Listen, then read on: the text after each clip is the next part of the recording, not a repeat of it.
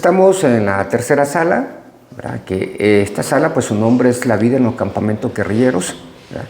Aquí se muestran cómo era la convivencia entre los campamentos guerrilleros. Habían diferentes tareas, como estaba el entrenamiento, lo que es el entrenamiento, el hospital, la práctica de la religión, la producción, porque había que sembrar la tierra para poder tener alimentación, ¿verdad? Y lo más importante era la alfabetización, ¿verdad? Hubieron escuelas donde se enseñaban a leer y a escribir. Estas son las medicinas que fueron utilizadas por los médicos nacionales e internacionales.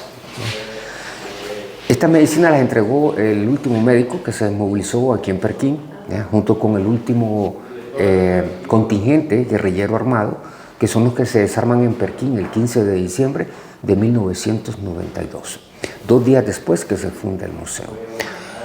Las formas como se hacían las cirugías en mesas de cocina. Como en las montañas no habían quirófano, pues tenían que buscarse una parte plana donde acostar al paciente y buscar cómo hacer las cirugías. Y así era parte de las diferentes tareas diarias que se formaban dentro de los batallones, dentro de los campamentos guerrilleros. El país dividido en 4 frentes de guerra, donde se reflejan solo 3 frentes, ¿verdad?, que tuvieron activados. Los niños eran integrados a las escuelas de menores, preparados como correos, que fueron los famosos amuelitos. Ya una vez teniendo los 13 años, pues se le entregaba un fusil y pasaban a ser un guerrillero. El deporte siempre se mantuvo. El deporte siempre se mantuvo, ¿verdad? Habían diferentes tipos de distracciones, de desestrés prácticamente, ¿verdad?, realizando un deporte, ya sea fútbol o boxeo, ¿verdad? Pero también era una forma también de mantener siempre el físico, ¿verdad? Siempre mantener aquella moral en alto para poder seguir adelante. 2 altos oficiales del ejército que desertaron, ¿verdad?, en 1981 cuando desertan, ¿verdad?, y se unen a la guerrilla con todo y su batallón. 2 compañeras que fueron capturadas por la Guardia Nacional y fuertemente torturadas. Nidia Díaz, Guadalupe Martínez, ¿verdad? Ellas fueron torturadas, ¿verdad? Bueno, Guadalupe las 2 fueron violadas prácticamente, ¿verdad? Y se tuvieron que hacerse diferentes secuestros, ¿verdad?, con personajes muy allegados al gobierno para poder lograr su liberación. Y estas son las fuerzas especiales. Compañeros descalzos, en calzoncillos, sin camisas, ¿verdad? Son las fuerzas especiales, la 4ª sección de las fuerzas especiales, que eran los que se introducían en lugares difíciles, colocaban explosivos, salían y los hacían detonar, sin ser detectados. Y esta es la parte de reconocimiento de muchos compañeros, que ya fue en 1991, en la zona de Huateca, ¿verdad?, donde muchos compañeros fueron reconocidos, ¿verdad?, por su lucha, ¿verdad? Esta es un arma norteamericana que se llegó a comprarse en 1985, cuando el escándalo Irán contra de Ronald Reagan, ¿verdad? Se compraron los misiles tierra-aire norteamericanos Ojo Rojo a la contrarrevolución de Nicaragua.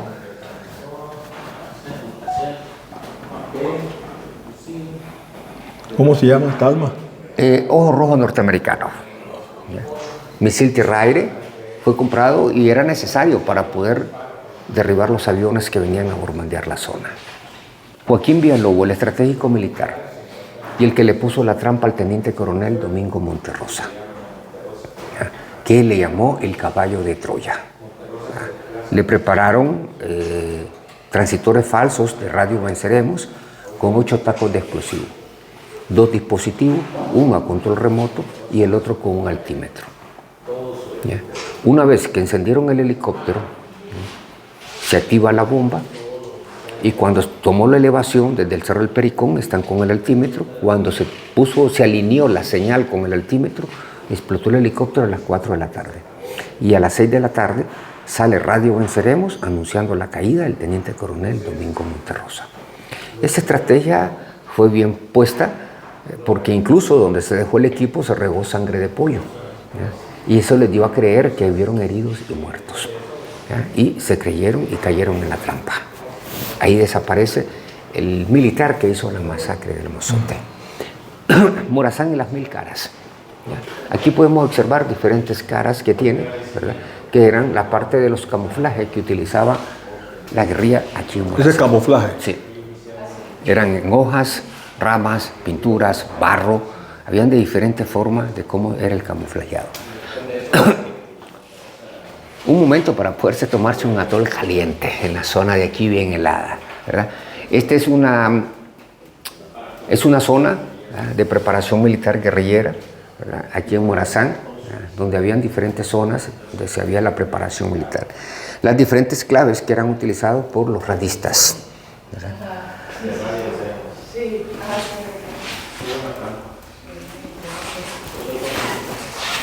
Esas son las radios antiguas. Sí, ese es un radio de comunicación. Sí. Y estos son los mapas, ¿verdad?, que eran utilizados para los diferentes ataques, ¿verdad? Ahí tenemos la 3ª Brigada, 4ª Brigada y la botada del puente de Cucatlán, ¿verdad?, de la forma como se entró y cómo se salió y cómo se hizo explotar. Los cascos que utilizaba la Guardia Nacional. Tal insignia también que ellos utilizaban en sus camisas, ¿verdad?, como Guardia Nacional.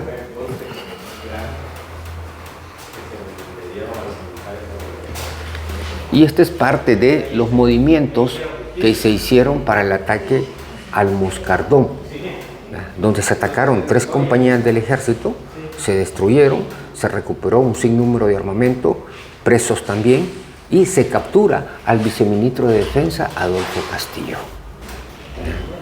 Que ese fue el golpe contundente que se le da, el primer golpe contundente que se le da al gobierno y al ejército, capturándole al viceministro de Defensa, Adolfo Castillo. Y estas son los diferentes tipos de explosivos que fueron fabricados. Hay diferentes tipos de explosivos, esos fueron artesanalmente que fueron construidos. Esta es la famosa quitapiés, ¿verdad?, que fue la que le tuvo más miedo al ejército. Con eso pues muchos fallaban y con los detectores de metal podían, porque como era plástico y hule no podían detectar ningún metal. Entonces al colocar el Cuando pie, lo pisaba, ¡pum!, se le defloraba el pie, ¿verdad? Son los primeros contingentes armados, ¿verdad?, que se armaron aquí en Morazán, ¿verdad? La fabricación de los explosivos, que también tenemos aquí otro tipo de explosivos. Granadas de mano, bombas de contacto, minas, ¿verdad?, y la famosa luz de bengala. ¿Verdad? Todo fue fabricado artesanalmente. mayormente artesanía. Sí. Y las primeras armas que vinieron de Nicaragua a El Salvador, 1980, ingresando por el Golfo de Fonseca.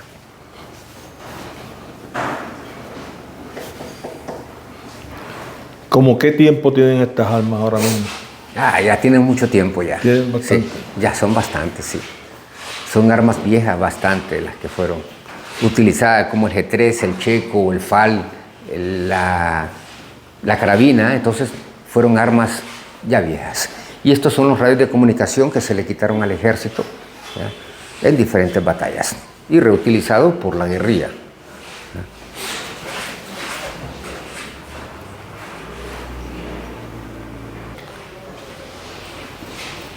Esta es la 4ª sala, su nombre es Armas Convencionales y Acuerdos de Paz, donde se presentan los diferentes tipos de armamento que se utilizó en la guerra, tanto la que utilizó el ejército y la guerrilla. Este armamento, parte de los armamentos norteamericanos, le fue recuperado al ejército. Tenemos los diferentes tipos de armas, como el SAM-7, misil tierra-aire ruso, ¿verdad?, que también vino en el 89, el AK-47, la RPK, que son armamentos rusos. Y de los armamentos norteamericanos tenemos el M16, la M60. ¿Eso la usa más que un hombre? Uno, sí, uno. Y un solo disparo. Un solo disparo y se descarta. Son descartables, ¿verdad? Pero persigue el calor del motor, ¿ya?, de la aviación. Entonces era muy esencial, ¿verdad?, esa parte de ahí. Y aquí tenemos lo que son parte de los acuerdos de paz, ¿verdad? Las sintonizaciones, las cartas que se realizaban, la preparación para integrar, ¿ya?, a compañeros y formar la nueva Policía Nacional Civil. Porque uno de los convenios era desaparecer los cuerpos represivos que existían, ¿ya? Entonces, al desaparecer los cuerpos represivos, nace una nueva Policía Nacional, que es integrada por compañeros guerrilleros y personas civiles.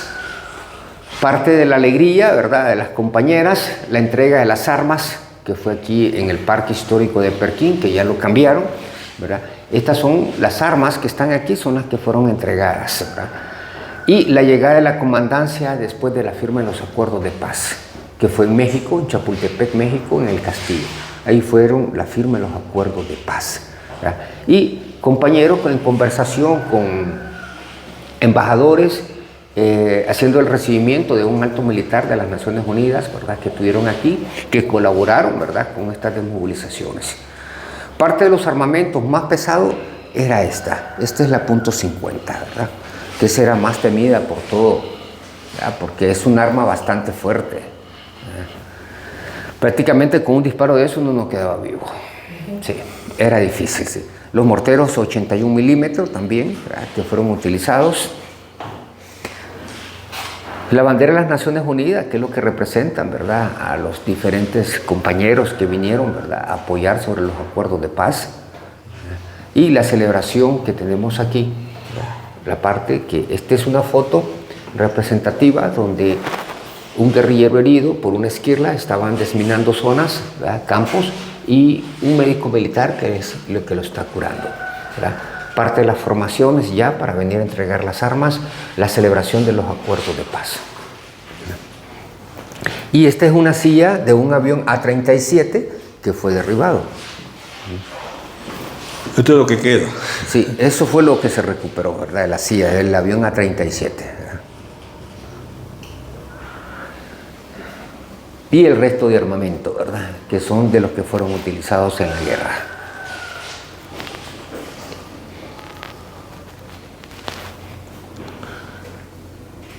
Y esto no es más para nadie.